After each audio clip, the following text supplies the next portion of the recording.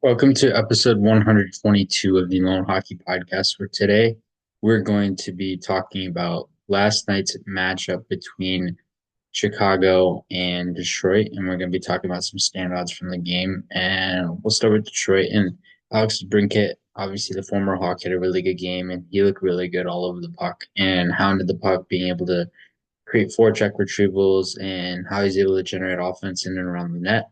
And he was very efficient in terms of how he was able to generate offense and how he was able to generate rebound opportunities as well. And when opportunities presented themselves, he was available and he made himself available in a lot of different situations inside the ozone. Dylan Larkin hit a really nice goal yesterday. He stood out, and he was a guy who was very active all across the board in the ozone, off the rush, using his feet in transition, and how he was able to use his crossovers and his stride usage to his advantage. I talked about it in my article in my newsletter today, where in his goal, in his sequence goal, he did a really good job of being able to attack with speed differential and then at the same time be able to understand how to beat Peter Mrazek on his blocker side, since Mrazek had a vulnerable blocker position. So he was able to take advantage of that. It was a really nice goal, and he looked really good all across the board.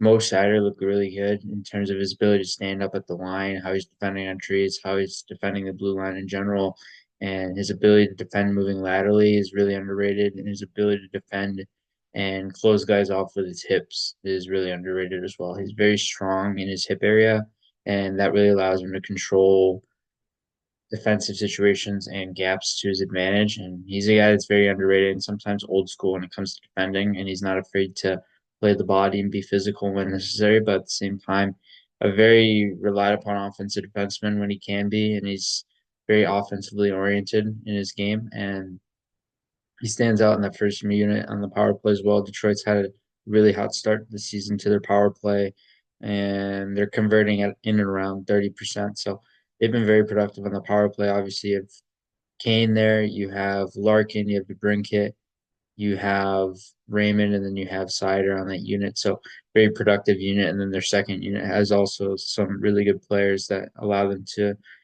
sometimes generate opportunities as well, but it's mostly offense coming from that first unit as well. And speaking of Raymond, Raymond looked really good yesterday too, and looked really good at being able to generate plays and how he's able to use puck positioning. I always notice with him his playmaking, and his playmaking always stands out because he's really skilled with the puck on his stick, and he's really skilled with how he's able to hook passes around defensemen, how he's able to hook passes to open up lanes, how he's able to make weak side passes, and his playmaking has really evolved ever since coming over from Sweden and playing in the NHL on the smaller ice surface and being able to adapt to that. It's been a seamless transition for him. He's been really good ever since being drafted for Detroit.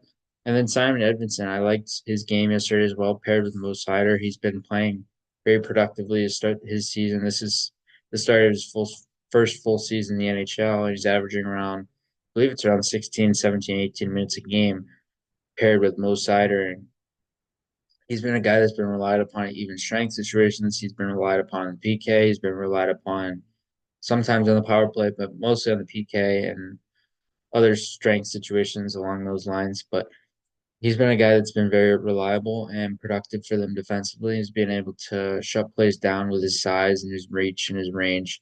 And he's got a very unique ability within his height to be able to defend at that stature and that at that range. So it gives him an advantage in certain situations as well. And Andrew Kopp, I wanted to talk about him because I always feel like he's a guy that stands out when he plays against the Hawks. Not necessarily from a production standpoint, but more so because of how he plays in general, how hard he plays, how tenacious he plays, and how he plays in D zone. And he played against the Hawks for many years and for many times because he played in Winnipeg prior. So that also was a big reason why I included him here. But at the same time, Andrew Kopp's a guy who can play with speed, he can play with pace, he can play with some degree of dual threat ability in the ozone, but mostly a guy that you want to play on the PK, and he's a guy that's very reliable in penalty kill situations and in defensive situations. So he's very reliable in that sense, and he looked really good and he stood out. And then for Chicago, there weren't many guys that stood out. They had a bit of a rougher game, but we'll talk about the former Red Wing Tyler Bertuzzi, and Tyler Bertuzzi had a decent game. I thought he looked. There were some times early on in the game where he was scrambling a bit in terms of defensive positioning, how he's tracking back.